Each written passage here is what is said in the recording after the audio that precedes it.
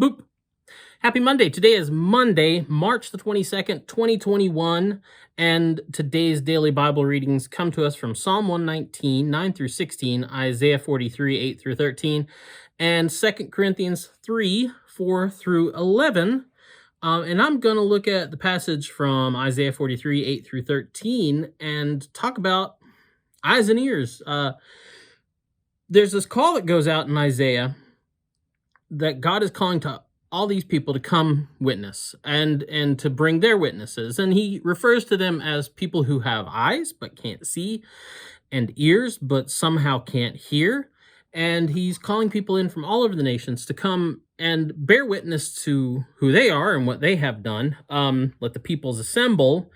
And then also calling to his own people to come and witness to who he is and offer testimony, because that's who they're supposed to be. So it's a call to the nations to witness kind of the obvious, come and see what's right in front of you. Come and hear the words that are being spoken to you. So show up, open your eyes and ears, and finally see, finally hear the truth of who God is, or who is God rather, and who God is.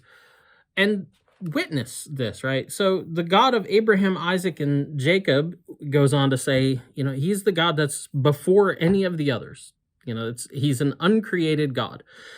And that kind of works in a couple of different ways. Part of it is just to say that the gods, these false gods that the people were all creating, and we see this time and time again in the Old Testament, they were all created gods. And not like, that they were actual super beings. They were created by us. They were created by humans to satisfy our own wants and desires and kind of justify the things that we want to have justified about ourselves and about, the ways that we are not the beings that God created us to be. And so God's calling them out on this. He says, I am God, right? I am the God. I was here before any of these other little gods were created, and I will be here long after they've been forgotten. So you might want to get to know me. He is, and he points out this truth. He's like, I'm the only one that can save you from all these problems that you've gotten yourself into. And he's the only one who can. And the promise is the only one who will save him. That's part of the problem. Even the people of Israel, the people that he is calling out to be his witness here, the people he set up and called from the beginning to be his witness, he's the one that was with them before they, as he puts it, had all these little strange gods in their midst. These false gods that we make for ourselves. And if you don't think that you have idols in your life,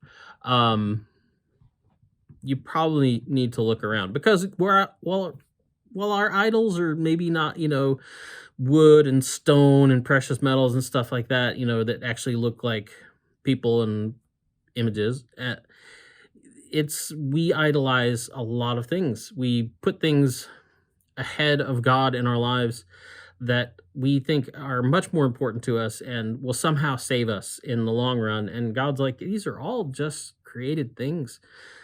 And I was here before all that, and I'll be here long after it. So these false gods we make for ourselves and worship in his place can do nothing. And he points out that they can do nothing against his strong hand. So, let those who have eyes to see and ears to listen hear the words that God is speaking to his people.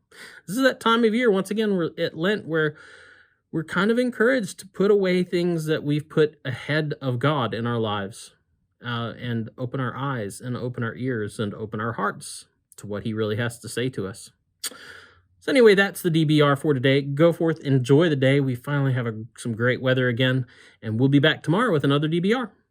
Boop.